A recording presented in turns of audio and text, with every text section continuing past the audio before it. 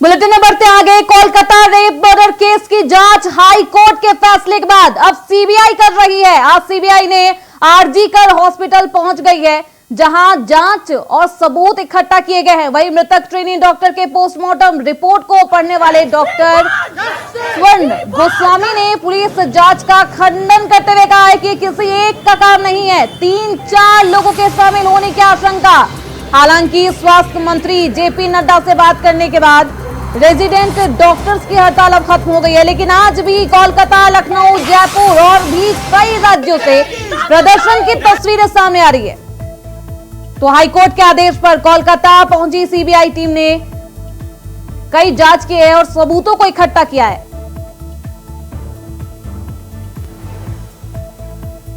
Doctor के साथ हुई घृणित घटना के बाद डॉक्टरों में आक्रोश है।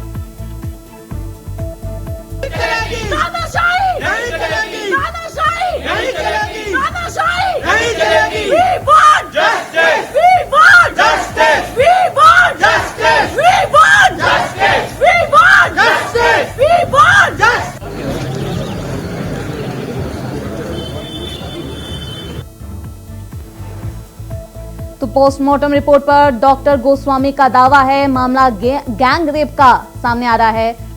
कहा जा रहा है सलीके से हो जांच। तो आज सीबीआई ने आरजीकर हॉस्पिटल पहुंचकर घटनास्थल की जांच की है और सबूतों को इकट्ठा किया है। वहीं मृतक ट्रेनी डॉक्टर के पोस्टमार्टम रिपोर्ट को पढ़ने वाले डॉक्टर गोस्वामी का बड़ा दावा सामने आया है। पुलिस की जांच का खंडन करते हुए कहा है कि किसी एक का काम नहीं है, गैंग रेप की आशंका बताई जा रही है, 3 से 4 लोगों के शामिल होने की आशंका जताई जा रही है। हालांकि स्वास्थ्य मंत्री जेपी नड्डा से बात करने के बाद रेजिडेंट डॉक्टर्स की हड़ताल अब खत्म हो गई है, लेकिन आक्रोश थमने का नाम नहीं ले रहा है।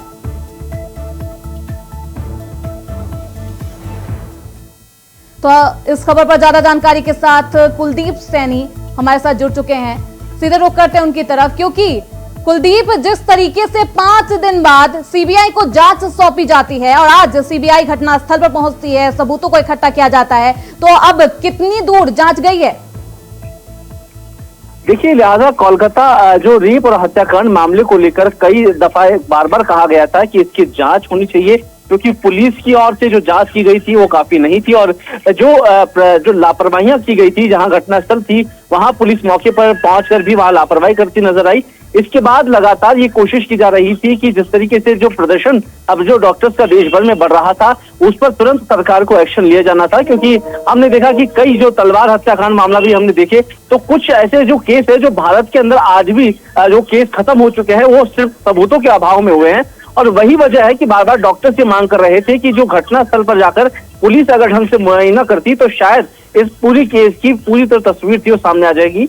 लेकिन जहां पोस्टमार्टम की बात की जा रही है, तो पोस्टमार्टम की रिपोर्ट में साफ तौर पर यह जाहिर हो रहा है कि जो हत्या नहीं, पहले गैंगरेप की वारदात को अंजाम दिया, उसके बाद हत्या का जो पूरा ये प्रकरण है वो सामने आया है। हालांकि इसे लेकर देश भर में डॉक्टर्स आक्रोशित रहे, प्रदर्शन किया और उसी का नतीजा है कि जो रेजिडेंट डॉक्टर पूरे देश भर में प्रदर्शन कर रहे थे और उसकी जांच अब सीबीआई को सौंप दी गई और जेपी नड्डा से मुलाकात करने के बाद जो कमेटी बनाई गई है वो अब उसकी जांच कर रही है। लिहाजा पूरे, अगर हम भारत की बात करें तो तमाम राज्यों में, राजस्थान, उत्तर प्रदेश, बिहार, झारखंड, हर एक राज्य का रेजिडेंट डॉक्टर जो यूनिटी दिखाते हुए उन्होंने इस कदम को उठाया है और इस पूरे प्रकरण की जांच अब सीबीआई करेगी, तो कहीं ना कहीं जो पर्दे हैं वो खुल सकती है। पुलिस की जो लापरवाही है वो कहीं ना कहीं सामने आई है, क्योंकि अक्सर हम देखते हैं कि कोलकाता हो या राजस्थान हो या कहीं उत्तर प्रदेश हो, अक्सर हम देखते हैं कि राजस्थान पूरे देश भर में 4 से 5 ऐसी घटनाएं रोज की होती है जहां पर किसी महिला के साथ बलात्कार या फिर हत्या के मुकदमे दर्ज होते हैं, लेकिन पुलिस उन मामलों को लेकर सीरियस नहीं होती है। और यही वजह रही है कि आज देश भर में जब इतना बड़ा आक्रोश हुआ और उसकी जांच जब सीबीआई को सौंप दी गई है और पोस्टमार्टम को खुद एक वरिष्ठ डॉक्टर की ओर से किया गया, तो ये साफ तौर पर नजर आया है कि जो हत्या हुई है उस हत्या के पीछे के कई लोगों के नाम इसमें सामने आ सकते हैं। हालांकि इस पूरे मामले को लेकर अभी भी वहां पर संशय बना हुआ है कि आखिरकार उन लोगों के साथ ऐसा क्या हुआ है, उसकी जांच पुलिस अभी कर रही है और पूरे मामले को लेकर जी बिल्कुल कुलदीप, क्योंकि अब जिस तरीके से सीबीआई जांच आगे बढ़ेगी, परत कई खुलने बाकी है, देखना बेहद अहम होगा। लेकिन हमारे साथ लखनऊ से हमारे सहयोगी मोहम्मद अमान भी जुड़ चुके हैं, क्योंकि अमान, पहले तो पुलिस ये भी खंडन करती है कि ये रेप जैसा कोई मामला है, पहले आत्महत्या बताया जाता है परिवार वालों को, उसके बाद अब रेप वाला एंगल सामने आता है, उसके बाद अब सामने आ रहा है कि गैंग रेप हुआ है, ये मामूली रेप नहीं है। तो पुलिस से कहां चूक रह गई? अमान जी देखिए, साफ तौर पे जिस तरह से इस पूरे मामले में जिस तरह से लापरवाही बरती जा रही है, जिसमें लगातार डॉक्टरों का आक्रोश बढ़ता दिखाई दे रहा है, जहां जिस तरह से ट्रेनी डॉक्टर के साथ जो घटना हुई थी, उस घटना को लेके अगर इस पे तत्काल कार्रवाई की जाती और इनके आरोपियों को सख्त से सख्त सजा दी जाती या इनको तत्काल गिरफ्तार किया जाता, तो शायद इस तरह से ये आंदोलन देखने को ना मिलता। लेकिन जिस तरह से लापरवाही की जा रही थी और केस में कहीं ना कहीं जो डॉक्टर हैं, जो स्टूडेंट्स हैं, जो रेसिडेंट डॉक्टर हैं, इन लोगों का कहना है साफ तौर से कि वहां पे जिस तरह से लापरवाही हुई है और सरकार गंभीरता से नहीं ले रही है पूरे मामले को, तो इस मामले को लेकर कहीं ना कहीं जो आक्रोश है वो आक्रोश सामने दिखाई दे रहा है। वो चाहे कोई भी राज्य हो, सारे डॉक्टर एक प्लेटफॉर्म पे दिखाई दे रहे हैं, सारे डॉक्टर मिलकर आंदोलन कर रहे हैं और जो पीड़िता थी, जो मृतिका है, उनकी आवाज को बुलंद कर रहे हैं। वहीं डॉक्टरों का अपनी सुरक्षा को लेकर मांग है सरकार से, लगातार वो अपनी मांगों को आगे रख रहे हैं। जिस तरह से पहले कई घटनाएं भी हो चुकी हैं और कई घटनाएं जो मीडिया में भी चली हैं, उसके बावजूद डॉक्टरों को जो सुरक्षा की बात है, तो अभी तक जिस तरह से उनको चाहिए है या हेलो बिल्कुल कुलदीप, क्योंकि वरिष्ठ डॉक्टर हैं गोस्वामी, और जब वो पोस्टमार्टम रिपोर्ट देखते हैं तो वो कहते हैं कि ये मामूली रेप नहीं है, गैंग रेप की आशंका जताई है, 3 से 4 लोग इस रेप की घटना में शामिल। देखिए, जब हम पोस्टमार्टम रिपोर्ट को अगर हम देखते हैं तो खास तौर पर ये चीजें तब सामने आई है जब जांच की गई है, क्योंकि कहा गया था कि जब पुलिस ने डेड बॉडी देखी तो जो डॉक्टर थी उनके शरीर के कई अंगों से खून निकल रहा था और इस चीज की पुष्टि बार बार पुलिस की ओर से की गई आत्महत्या है। लेकिन आत्महत्या करने वाले शख्स के साथ साथ शरीर के हर उस हिस्से में ब्लड आना कहीं ना कहीं संशय का विषय था। और इतना ही नहीं, जब बेसुध अवस्था में उनका डेड बॉडी मिली थी तो कहीं ना कहीं कई सवाल खड़े हुए थे कि आखिरकार इस जगह पर आके आत्महत्या की गुंजाइश ना के बराबर है। और जांच जब बार बार की गई और डॉक्टर्स की तरफ से मांग की गई थी इसकी जांच होनी चाहिए और पोस्टमार्टम रिपोर्ट का सब इंतजार कर रहे थे। पुलिस की रिपोर्ट में धांधली सामने आ गई और जो पोस्टमार्टम रिपोर्ट अब डॉक्टर्स की ओर से पेश कर दी गई है उसमें साफ तौर पर बता दिया गया है कि ये गैंगरेप है और इसको लेकर अब जो अनुसंधान है और जो कोर्ट की ओर से जो फैसला लिया जाएगा, क्योंकि जो गुमराह करने का काम पुलिस ने पहले किया उसके बाद अब जांच कमेटी बैठी। हालांकि डॉक्टर्स इस पर अब शांत जरूर हुए हैं, लेकिन अगर इस फैसले को लेकर जरा भी बदलाव होगा तो कहीं ना कहीं वापस से एक संशय बना हुआ है कि जो देश भर के डॉक्टर जो हड़ताल पर थे वो कहीं ना कहीं वापस हड़ताल पर ना चले जाए। इसे लेकर अब सरकार इसको लेकर एक वापस कमेटी के साथ काम कर रही है और सरकार ये कोशिश कर रही है कि इस पूरे मामले को लेकर संजीदा से इस पूरे मामले की जांच की जाए और हर इस पहलू से बारीकी से पहचाना जाए जिससे इस रेप पीड़िता के साथ जो इंसाफ हो सके। क्योंकि ये पहला मामला नहीं है जब देश में ऐसे जघन्य अपराध हुए हैं। देश के हर हिस्से में कभी कहीं ना कहीं ये खबरें आती रहती है, लेकिन अगर सुप्रीम कोर्ट की ओर से और सरकारें इस पर एक्शन ले तो कहीं ना कहीं बड़ा बदलाव हो सकता है। और डॉक्टर्स की जो मांग बार बार ये हड़ताल की जा रही थी उस पर यह माना जा रहा है कि अब ये कहा जाता है कि अब डॉक्टर्स अपनी सुरक्षा को लेकर कानून लाने की बात कर रहे हैं, जहां पर हर राज्य और सरकारों से मांग की जा रही है। राजस्थान में भी हमने देखा कि भजनलाल शर्मा जो मुख्यमंत्री है उनसे भी मुलाकात करी रेजिडेंट डॉक्टर्स की कमेटी ने और वो कह रहे हैं कि सरकार इस पर एक्शन ले और डॉक्टर्स के जो पक्ष में एक कानून बनाकर इस पर काम करे। जी बहुत शुक्रिया इन तमाम जानकारियों के लिए कुलदीप आपका, मोहम्मद अमान आपका हमारे साथ जुड़ने के लिए और तमाम जानकारी साझा करने के लिए बहुत शुक्रिया। आप निगाह बनाए रखिए।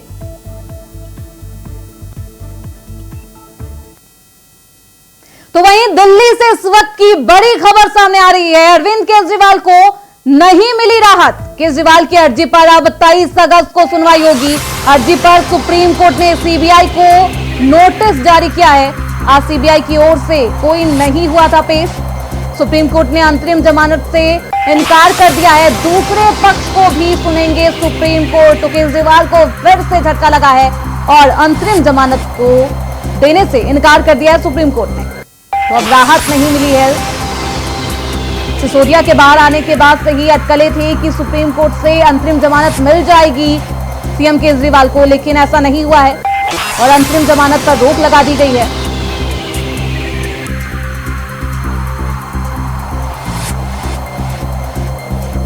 तो दिल्ली से अहम जानकारी सामने आ रही है। अरविंद केजरीवाल को नहीं मिली है राहत। केजरीवाल की अर्जी पर अब 23 अगस्त को सुनवाई होना है। अर्जी पर सुप्रीम कोर्ट ने सीबीआई को नोटिस भी जारी किया है। सीबीआई की ओर से आज कोई भी कोर्ट में पेश नहीं हुआ था। सुप्रीम कोर्ट ने अंतरिम जमानत से इनकार कर दिया है और कहा है कि दूसरे पक्ष को भी सुना जाएगा। सुनने के बाद अहम फैसला दिया जाएगा। तो अहम जानकारी सामने आ रही है क्योंकि लगातार ये अटकलें थी। सिसोदिया जिस तरीके से बाहर आए 17 महीने बाद, उसके बाद ये अटकलें लगातार जारी थी कि सीएम केजरीवाल को भी राहत मिलेगी और वो भी जेल से बाहर आएंगे। जिस तरीके से आम आदमी पार्टी तमाम तरीके से दावा कर रही थी कि जल्द से जल्द सीएम केजरीवाल बाहर आएंगे, लेकिन आज सुप्रीम कोर्ट ने राहत नहीं दी है सीएम केजरीवाल को और अब अगली सुनवाई 23 अगस्त को होनी है। तो इस खबर पर ज्यादा जानकारी के साथ अजय चौहान दिल्ली से हमारे साथ जुड़ चुके हैं। सीधे रुख करते हैं उनकी तरफ। अजय, आज कोर्ट में सुनवाई होती है, क्या कुछ कोर्ट ने कहा है और किस तरीके से, क्योंकि अब अगस्त में सुनवाई होनी है, 23 अगस्त को सुनवाई होगी, तो क्या कुछ कोर्ट में आज कहा गया? बिल्कुल बता दें, जिस तरह अरविंद केजरीवाल की आज सुप्रीम कोर्ट में सुनवाई थी, क्योंकि अभी इससे पहले ही सुप्रीम कोर्ट में अरविंद केजरीवाल को की तरफ से जो याचिका दायर की गई, अरविंद केजरीवाल जो गिरफ्तारी है सीबीआई के द्वारा वो अमान्य है, लगातार कहने का सुनवाई तो, लेकिन सुप्रीम कोर्ट ने साफ मना कर दिया है। अभी अगले जो सुनवाई होगी वो 23 अगस्त को होगी, यानी 20 तारीख को होने थे, लेकिन फिर 3 दिन और बाद अरविंद केजरीवाल 23 अगस्त तक तिहाड़ जेल में रहे, क्योंकि ईडी की तरफ से उनको अंतिम जमानत मिलेगी। तो लेकिन अब सुप्रीम कोर्ट ने साफ मना कर दिया है कि अंतिम जमानत नहीं दी जाएगी। देखना है कि लगातार जिससे अरविंद केजरीवाल को लगातार जो उनके वकील है निर्दोष बताते नजर आ रहे हैं, क्योंकि अब एक रफाला दिया गया मनीष सिसोदिया को जिस तरह से छोड़ा गया है, जिस तरह से उनको बेल दी गई है, लगातार कहीं सवाल जरूर खड़ा होता है कि आखिरकार जिसमें सवाल खड़ा होता है कि अरविंद केजरीवाल को क्यों अभी तक जमानत नहीं दी जा रही, क्योंकि लग रहा सीबीआई आज को पेश होना था, लेकिन सीबीआई की तरफ से कोई जो वकील है वो पेश नहीं हुए, नहीं सीबीआई की तरफ से कभी। लेकिन सवाल है कि आखिरकार अरविंद केजरीवाल की लगातार बार बार जो जमानत वो रद्द हो रही है, क्योंकि सबूतों के आधार पर जो सीबीआई ने सबूत दिए हैं वो कहने सवाल जरूर खड़ा करता है कि आखिरकार जो सबूत है तो अरविंद केजरीवाल के खिलाफ काफी सबूत हैं, जिसके अरविंद केजरीवाल के खिलाफ बिल्कुल अजय, क्योंकि जिस तरीके से मनीष सिसोदिया बाहर आते हैं उसके बाद तमाम तरीके से दावा भी किया जाता है आम आदमी पार्टी की तरफ से कि अब सीएम केजरीवाल भी जल्द निकल आएंगे बाहर, लेकिन अब एक बड़ा झटका आम आदमी पार्टी को लगा है चुनाव से पहले। बिल्कुल, देखिए यही सवाल है कि आखिरकार जो मनीष सिसोदिया छूटे उससे पहले संजय सिंह को बेल मिली, उसके बाद लगातार लेके अरविंद केजरीवाल की जो बात सामने आ रही है वो भी उनका भी ये कहना क्या हो सकता है कि 15 अगस्त आज सुनवाई अगर होती तो हो सकता था कि उनकी जमानत हो जाती, लेकिन लगातार सुप्रीम कोर्ट साफ मना कर दिया कि सीबीआई की तरफ से कुछ ऐसा सबूत सामने नहीं आ रहा है कि उनको छोड़ा है, क्योंकि सीबीआई के पहले से सबूत मजबूत है कि अरविंद केजरीवाल के खिलाफ जाते हैं। तो ऐसे में साफ मना करते कोई इनको अंतिम जमानत नहीं दी जाएगी। तो देखिए अब जो अगली जो 23 तारीख डाली गई है, 23 तारीख को देखना है कि अरविंद केजरीवाल की जमानत होती है या नहीं। बिल्कुल अजय, 23 अगस्त को देखना बेहद अहम होगा कि क्या मिलती है जमानत या फिर आगे का फैसला फिर से टल जाता है, देखना बेहद अहम होगा। आपका बहुत शुक्रिया अजय इन तमाम जानकारियों के लिए।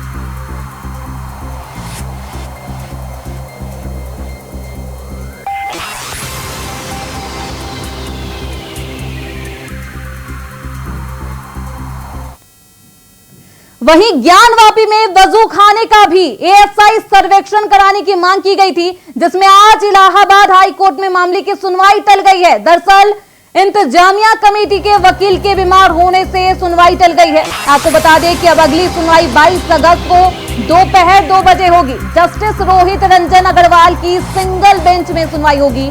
तो अहम जानकारी सामने आ रही है, 22 अगस्त को दोपहर 2 बजे सुनवाई होगी, क्योंकि आज सुनवाई टल गई है। इंतजामिया कमेटी के वकील बीमार थे, जिसकी वजह से ये सुनवाई टल गई है।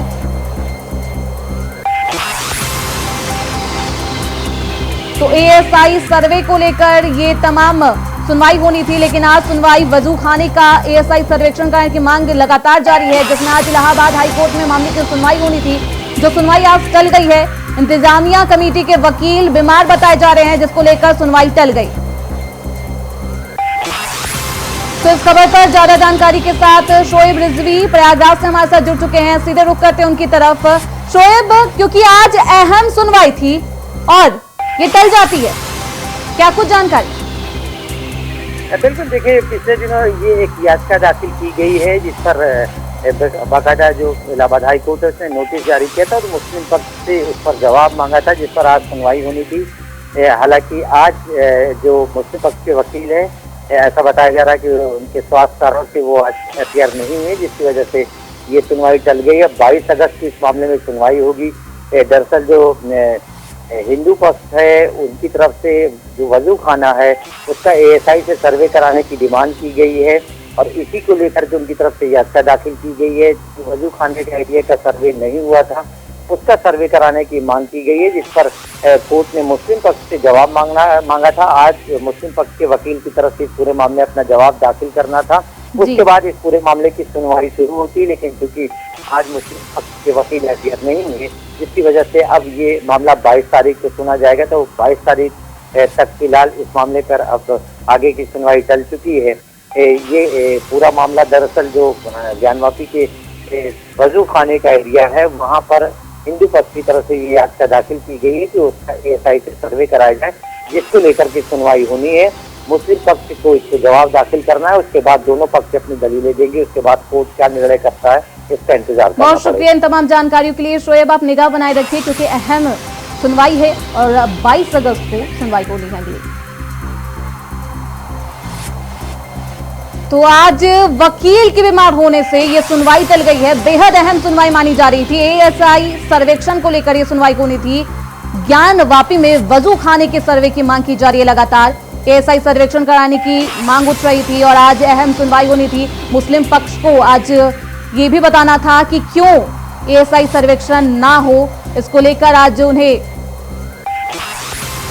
कोर्ट में वजह बतानी थी। लेकिन आज इंतजामिया कमेटी के वकील बीमार हो गए, जिसके चलते ये सुनवाई टल गई है। 22 अगस्त अगली तारीख जब ये सुनवाई होगी तो देखना बेहद अहम होगा कि क्या कुछ इस सुनवाई में सामने आता है, क्योंकि ज्ञानवापी का मामला अपने आप में बेहद अहम माना जा रहा है। एक तरफ जहां हिंदू पक्ष का अपना दावा है, वहीं मुस्लिम पक्ष भी अपने दावे कर रहा है। देखना अहम होगा कि क्या ASI सर्वेक्षण को लेकर इलाहाबाद हाई कोर्ट का रुख होता है, क्या कुछ फैसला होता है। 22 अगस्त 2 बजे अगली सुनवाई होनी है। तो आज वकील के बीमार होने की वजह से यह सुनवाई टल गई है।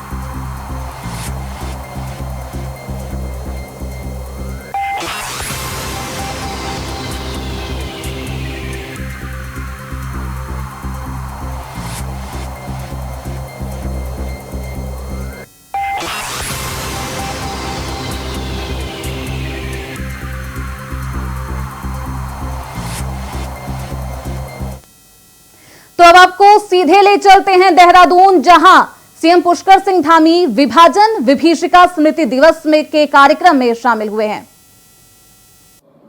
जिन्होंने बहुत ही दृढ़ता से सामना किया, चाहे जितनी भी मुसीबतें आई, जितनी भी यातनाएं आई, उन्होंने उसको सामना किया और कहीं न कहीं अपने धर्म के प्रति, अपने काम के प्रति उन्होंने अपने आप को दृढ़ता से खड़ा किया। मैं उन प्रत्येक व्यक्ति के प्रति आज अपनी सहानुभूति प्रकट करता हूं जिन्होंने इसका सामना किया। उस हिंसक उन्माद के बीच भी यहाँ इस परिसर में बैठे हमारे वरिष्ठ और उनके अनेक साथियों ने समाज के प्रति अपने कर्तव्य, राष्ट्र के प्रति अपनी कृतज्ञता और मातृभूमि के प्रति अपने समर्पण को जीवंत रखा। भाइयों बहनों, इस विभाजन की आग में आज तक मासूम लोगों को जलना पड़ रहा है। अभी हम देख रहे हैं जिस प्रकार से बांग्लादेश में जिस प्रकार की घटना हुई है, हम सब देख रहे हैं किस प्रकार से वहां पर हिंदुओं पर अत्याचार किए, किस प्रकार से समाचार पत्रों में हमने देखा, टेलीविजन पर देखा। हिंदुओं पर होने वाले अत्याचारों से अब हमें सबक लेने की आवश्यकता है। बांग्लादेश में भी ये पहली बार नहीं हो रहा है। पहले 47 में हुआ, फिर बांग्लादेश विभाजन जब 1971 में हुआ, उस समय भी हुआ था। वहां से उस समय भी लाखों हिंदुओं ने भारत में शरण ली, अपनी जान बचाकर वो वहां से यहां पहुंचे। मैंने बहुत नजदीक से देखा है, बहुत सारे जो उस समय का पूर्वी पाकिस्तान जो आज का बांग्लादेश है, वहां से आए हुए तमाम शरणार्थी उधम सिंह नगर के एक कोने से दूसरे कोने तक पूरी तरह से विस्थापित होकर यहाँ आए, उन सब के बीच में मेरा बचपन बीता है, तो मैंने देखा है कि कितनी कठिन परिस्थितियों में उन लोगों को वहां से विस्थापित। अभी के लिए बुलेटिन में बस इतना ही। देखते रहिए इंडिया वॉइस।